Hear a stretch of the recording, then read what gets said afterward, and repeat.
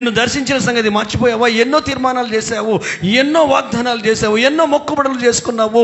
ఎంతగానో నిన్ను నీ కుటుంబాన్ని కాపాడుతూ నడిపిస్తూ దీవిస్తున్నాడు. మనిషిలాగా ప్రవర్తిస్తావు ఏంటి? ఆత్మీయుడైనా ఆత్మీయురాలు నీవు ఈరోజు అయ్యా నాకు తెలియలేదయ్యా, నా ప్రవర్తనే డిఫరెంట్, నా ఆలోచనలు డిఫరెంట్, అందుకే కదా నేను ఎన్నుకుంది. నాకు ఉపయోగపడతావనే కదా, నా చేతిలో వాడబడతావనే కదా, మీ ప్రాంతంలో వాడబడతావనే కదా, మీ బంధువులలో ఆయన నామానికి మహిమ తీసుకొస్తావనే కదా నిన్ను నీ కుటుంబాన్ని ఎన్నుకుంది.